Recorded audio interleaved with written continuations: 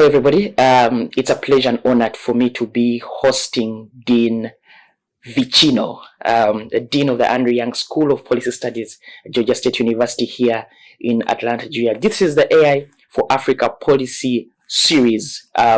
We're trying to have in-depth conversation with visionary leaders, with academicians, with policy experts to, merge and have a conversation around artificial intelligence and its impact on society, on public life, especially giving it the African context. And so today I'm very honored, I'm very privileged to have Dean Vicino Thomas. And Dean Vicino, it's a pleasure, it's an honor to be here today. I think this is going to be a great opportunity for us to explore your thought process, from your experience, from your exposure, on how different governments or institutions can navigate this conversation. Maybe shortly you could just tell us a few experiences. Have you been to Africa before?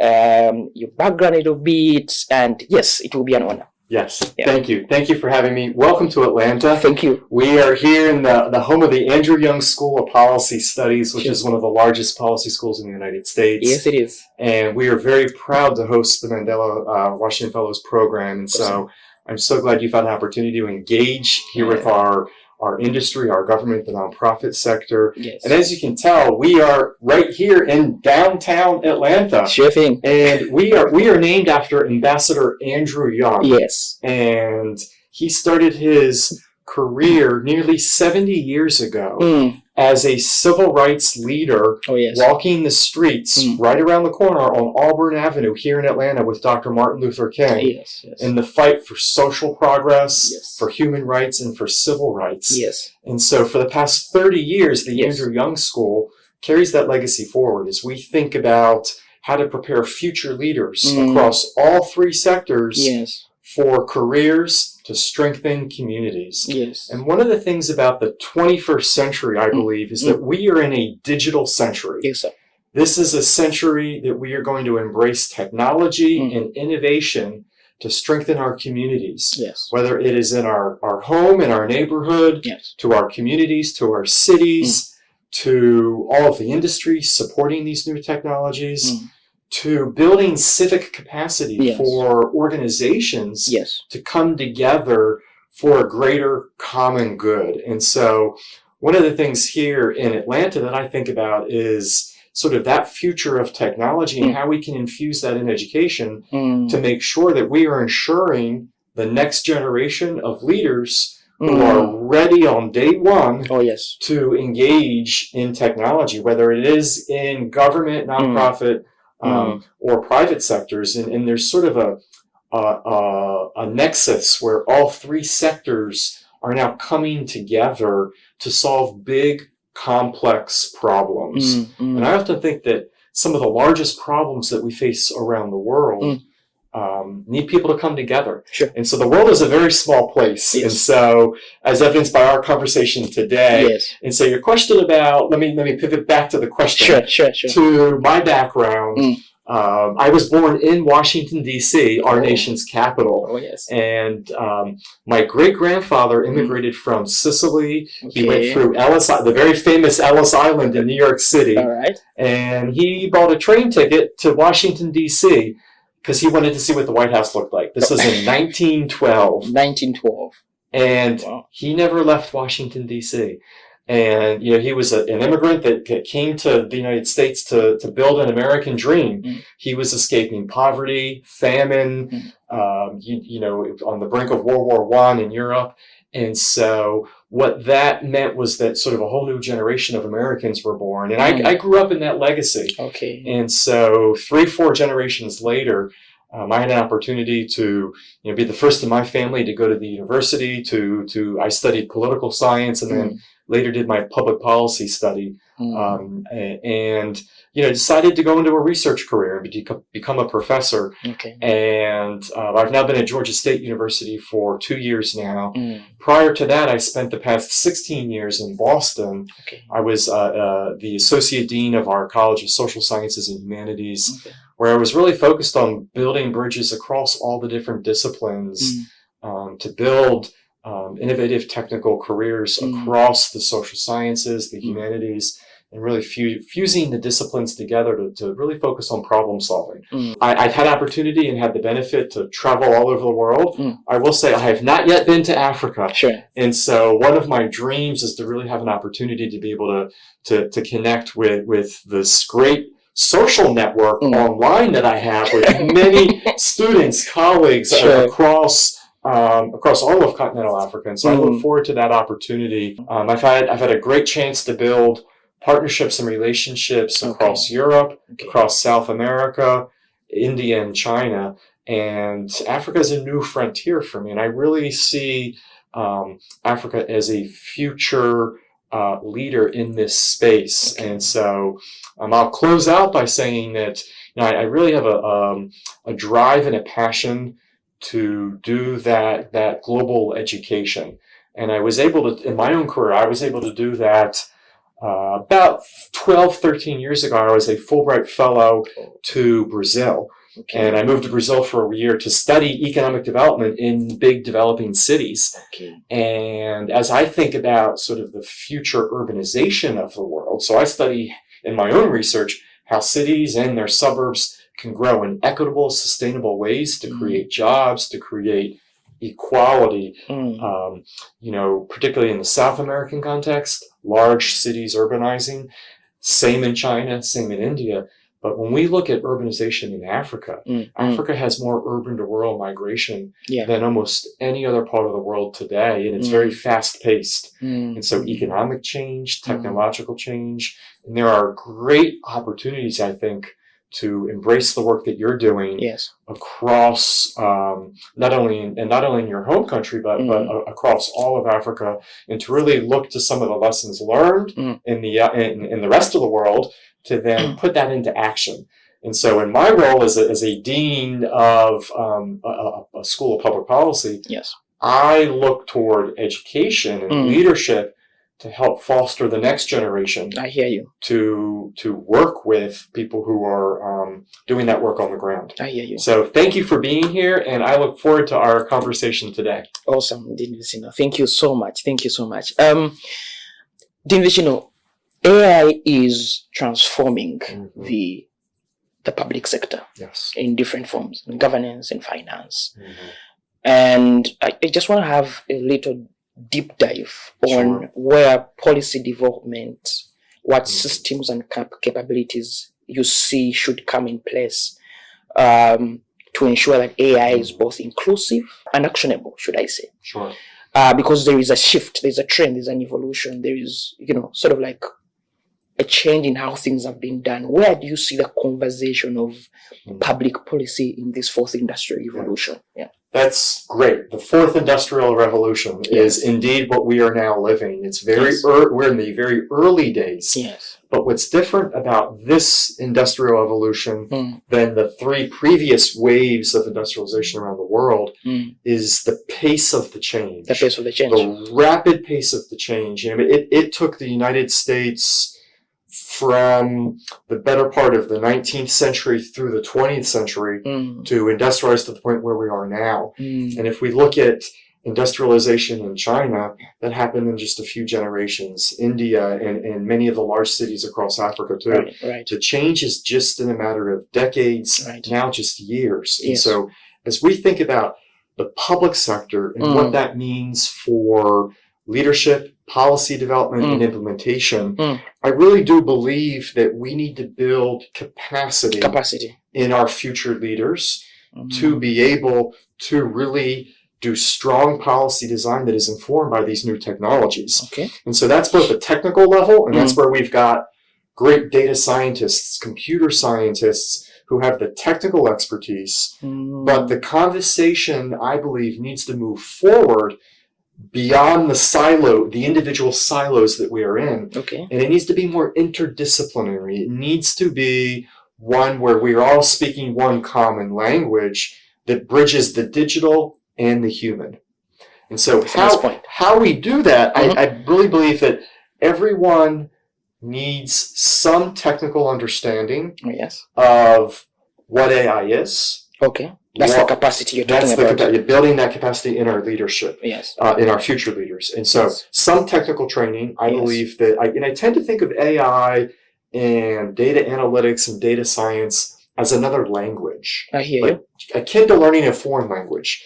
And I tend to think of these technical skills as literacies. And so what we are focused on is building the technical literacies into the policy education that we are doing. The technical literacies into the policy education. Right. And so learning how an algorithm, how do we write algorithms, how do we train them, large language models. Yes. That's sort of all the chat GPTs of the world, if you will. Yes. But we tend to train traditionally in public administration and in public policy for decision making. Taking sound, collecting data, analyzing, and then informing leaders about a set of different actions that we might take. Sort of the policy process.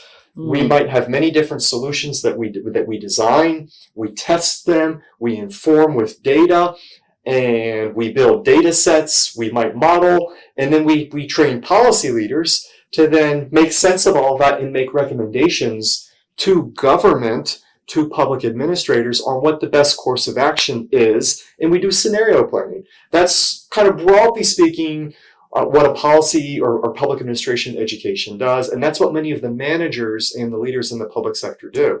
Well, introduce AI into that equation, and it is disruptive. We can make those decisions very quickly with the assistance of AI. Now, that quick might bring up efficiency, and we might gain efficiencies, but there are many other, I'll say, variables that we look at in the policy process around design and implementation. Yes, sir. Efficiency, effectiveness. Does it meet the goals that we actually establish as a government, as a country, as a society? Yes. So the most effective solution might not be the most efficient solution. Right. So think about feeding the poor, feeding the hungry. Do we want to feed the most number of people, or do we want to do it in the most efficient way? Those might be two different outcomes. We also think about the feasibility. Yes. We think about equity, accessibility, and we can measure all of that.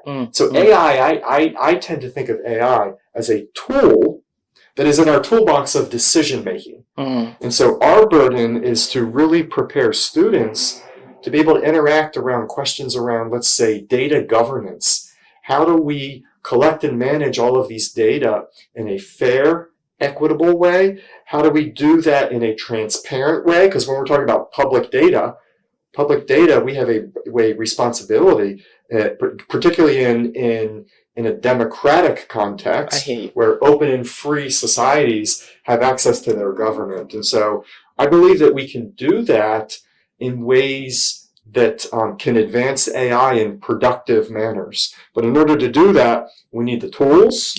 We need to build trust. And I believe that we need to build that translation of the skills from the technical to the human. And so that's why humans, I believe, need to always be part of the equation, because humans, after all, are ones designing these large language models that are predicting and getting smarter and getting quicker. But ultimately, I believe that we need that synergy between the technical and the human to be that bridge to make sure that ultimately, whatever tools we're using to make decisions, we are doing so in ways that in modern democracies, we value liberty, we value expression, we have lots of values to advance good democracy. And so we tend to build that into our educational model, and I believe AI is a tool that we can use to advance that. Dean Vicino, you talked about AI being transparent and ethical. The conversation of AI always has that conversation. Yes, you're deploying AI algorithms, but how sure are you this AI is ethical, it's transparent, that the decisions are not, they don't carry AI bias? Any conversation in thought process around that? Because actually you talked about it as we were speaking. Right. Do you want to add in a little bit on that? Yeah. So when I think about sort of ethical decisions and accountability, and just public values that we have, the burden on government is to always serve the needs of people. Correct. Governments are created to serve the people that elect them, and ultimately public policies are, there's a relationship between the market and government. Correct. And public policies correct market failures in democracies. Correct. And they're not always perfect, but what we do is we always aim to make them a bit better. And so by doing that, I do believe that we need to advance the ethical training that we currently have in our educational model. Because our ethical training, it's grounded in philosophical ideals of liberty and freedom. Yeah. And today we build on that, and we need to build into ethical challenges that AI presents. Okay. And so in an educational setting, how can we do that? That's amazing. Case studies, modernizing our textbooks, bringing in... You're looking at a whole experts. overhaul? Yeah, it's an overhaul of the curriculum so that at the end of the day, we're introducing new concepts of bias, explainability, accountability. In statistics for social sciences, we tend to measure them, but when we think about what does AI bias look like, and there might be technical bias or statistical bias, but what does human bias mean in a technical system that is doing the decision making on behalf of the human? And so we need to build systems that evaluate the AI experience and decision making, and then think about what were the outcomes. Did it actually make our community stronger, better, healthier, whatever the metric of success that we're thinking about? And we could think about big complex problems, clean air, poverty, housing, even peace, even ideas of climate change and disruption as the planet warms. As we think about all of those different challenges, and governments that are making decisions around investing in technology to help really fix some of those big problems, we really need to think about ways that we can embed ethical training in those systems. And so, I think that involves more relationships with companies in higher education. It involves audits. It involves learning and closing that feedback loop on everything. And ultimately, I believe it does mean that we can create more transparency in government through online dashboards, for instance, government outcomes of everything that we're doing to invest in building stronger economies, stronger societies. And so that again involves bringing people together. And that's one thing here in the Andrew Young School of Policy Studies we're focused on, is bringing a technical education grounded in AI and bringing people together. Bringing people in industry, in government, in nonprofit sectors, and then in building that capacity to bring people together. And you know what? When I think about Ambassador Young, he built a 70-year career of bringing people together. Correct. Around big problems. Correct. In the 60s in the United States, we were talking about human and civil rights and access to housing, access to jobs, being able to vote, and lots of legislation to move beyond a very difficult period in American history after the Civil War. And so when I think about the 21st century, AI is going to need people in all three sectors. I hear you. Come together, and the education for those future leaders means that we need to embed them together from day one. Dean Vicino, this conversation is really, really highlighting.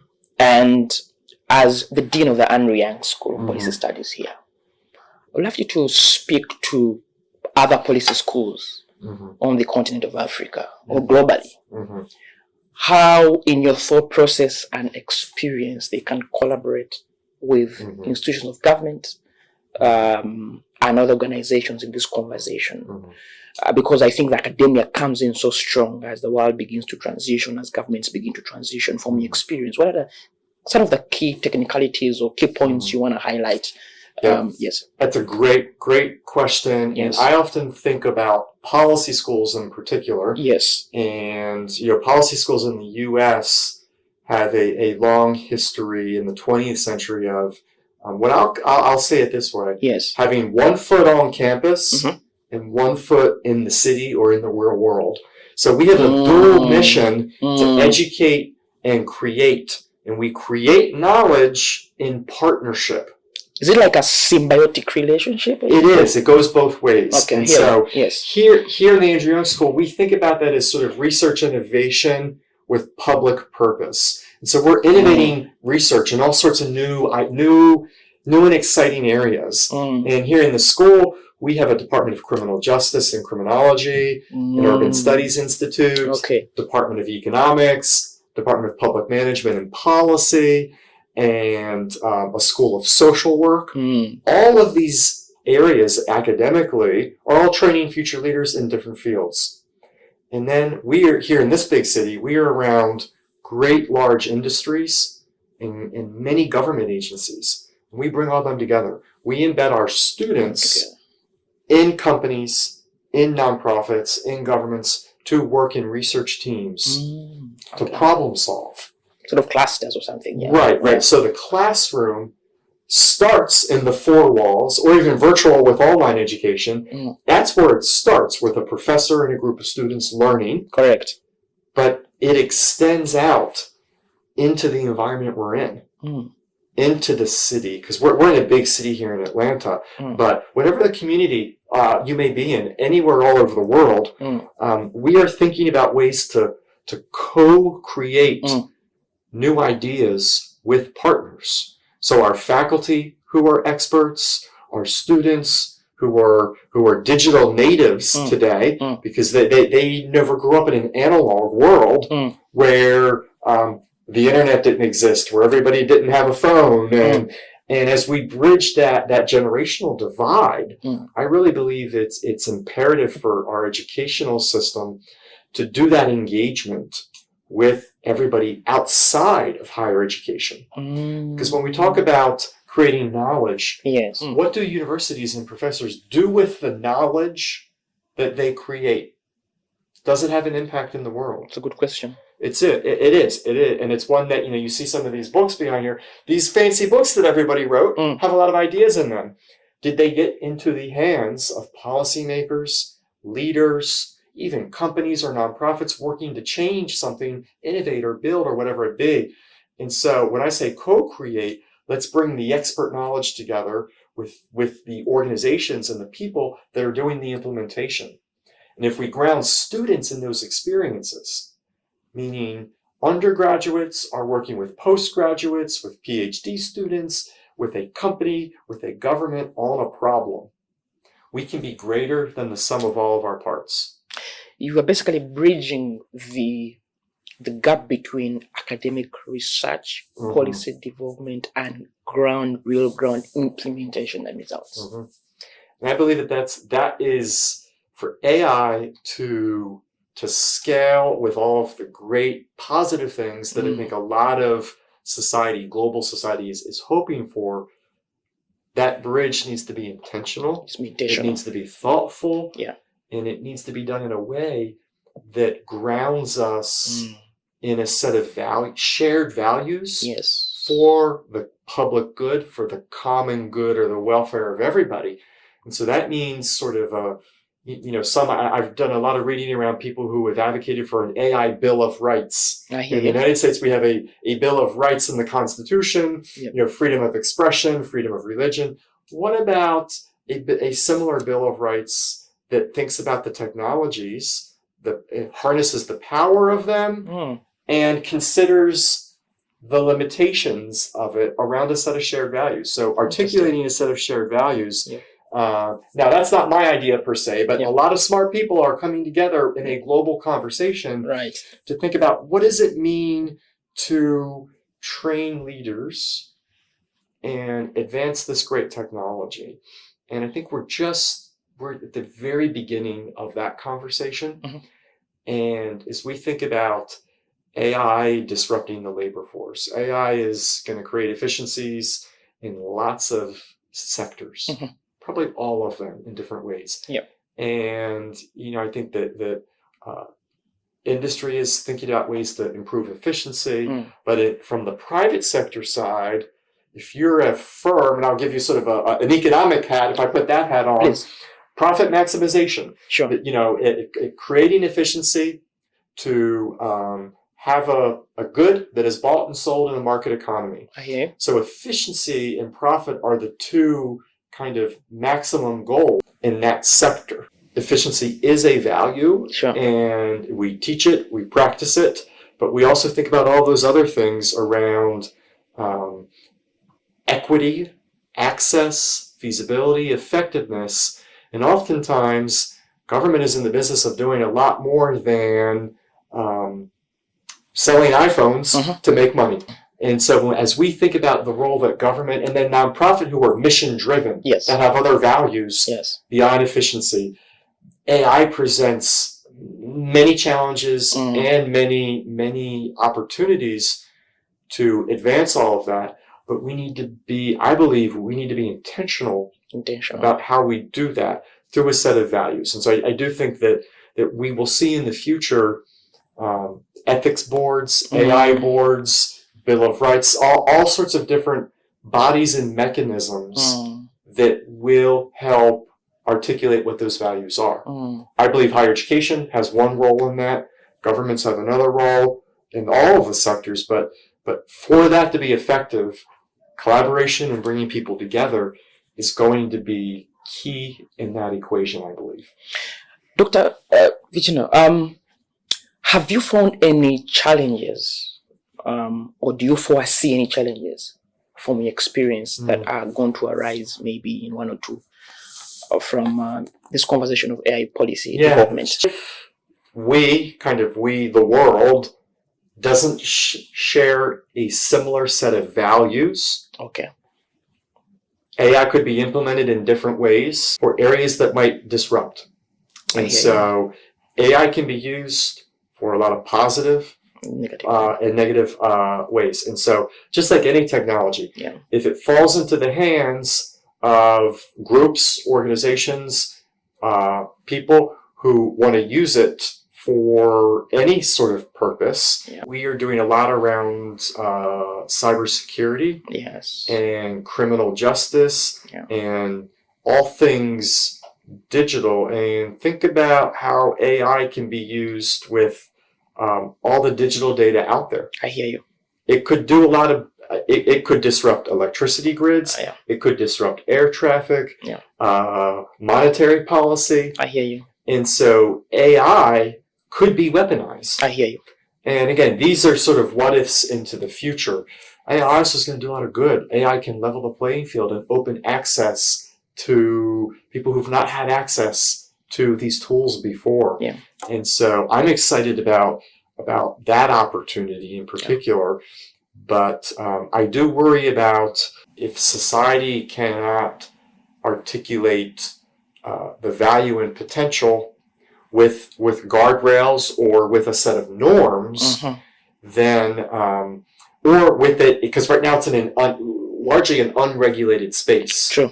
And so regulation is one tool among many tools in government, in market societies, but we also need to think sort of more broadly about how we embrace new technologies while also doing so in an effective and efficient and accessible, effective, feasible way. So when we think about all of that, I do think we need to think about all of that. And I would too, as we think about this, and as you in your work to educate, to use AI in education too, AI is a new technology. Yes. And we have had historically many new technologies that have been introduced in the history of humankind. And so, the telephone, the telegraph, the typewriter, the computer, this is now a new tool and technology.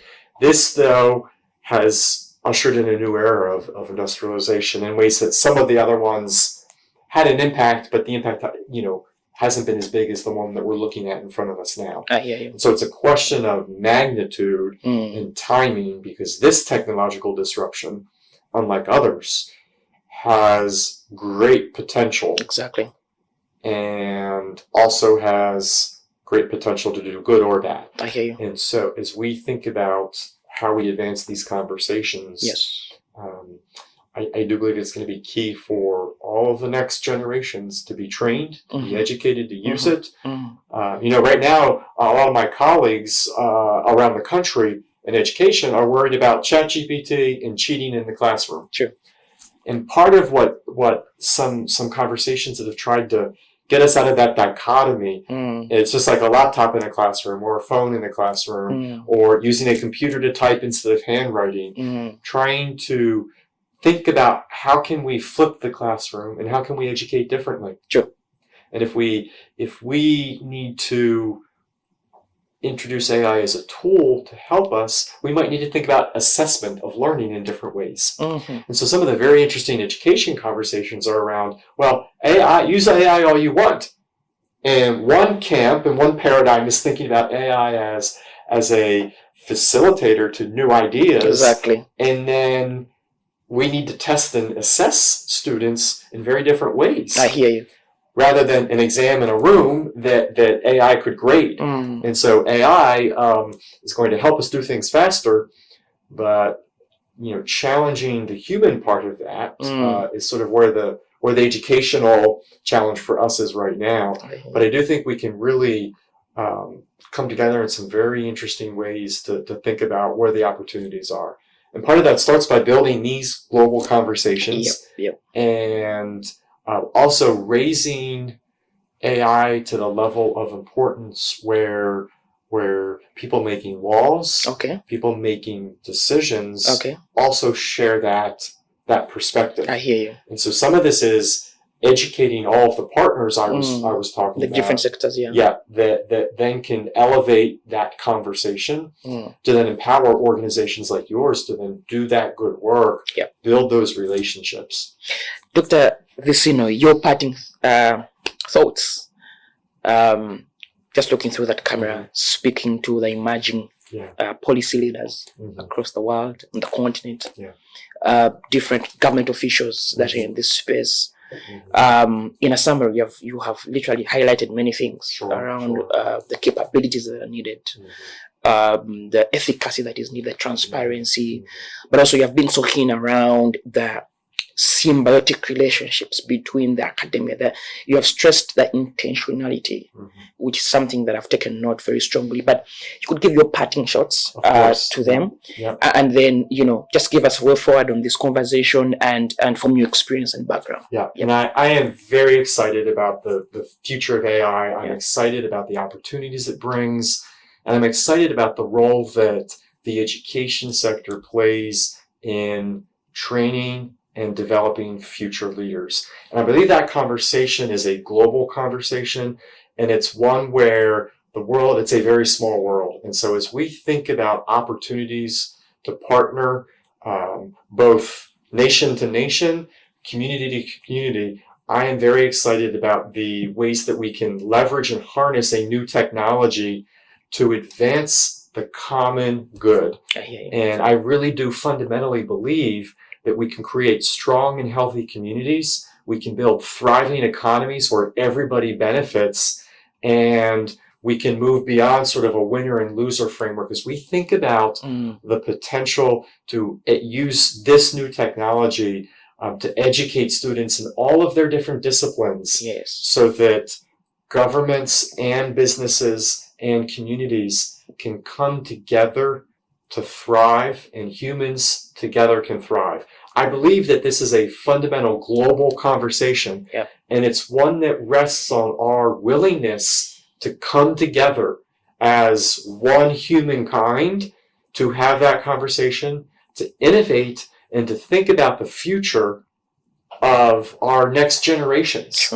The world, if we can think about what is the world that our children and grandchildren will inherit 50 years from now, 100 years from now, and if we can think about what are the shared values that we want our societies and our economies and our communities to share together, that as we contemplate the fourth industrial revolution and what it will mean for us and all of the places where businesses and governments and educators and organizations come together to do that. I am very excited and I am passionate about the opportunities, and I am grateful for this conversation. Thank you. And also grateful for the technologies that we are using Sure. to do this in person, and grateful for the opportunities that this technology will then be to share this message Yes. with everyone in Uganda, everyone across Africa, and indeed everyone across the world as we think about how we can continue those conversations. Sure. To build the partnerships, to build the educational opportunities, to ultimately create the next generation of leaders who are going to be equipped with the digital literacies to implement AI across all sectors in ways that create benefits for everyone. And so from here in Atlanta at the Andrew Young School of Policy Studies and at Georgia State University, I'm very excited to continue that conversation with you. And I look forward to many more opportunities to engage and do this work together. So thank you very much. I appreciate it. Thank you. And look forward to continued conversations. Thank you so much, Dr. Vicino. It has been an absolute pleasure. It's an honor. Thank you so much for your time. I want to thank the Andrew Young School of Policy Studies, Georgia State University, the Mandela Washington Fellowship. Yes. Thank you so much. It has been an absolute honor to have this conversation with you, and we're going to have you in Africa real soon. I look forward to it. Please, safe travels, take good care, and we will stay connected online. And I look forward to the opportunity to meet everyone as well. Thank you. Thank you. Take care. Thank you, everybody.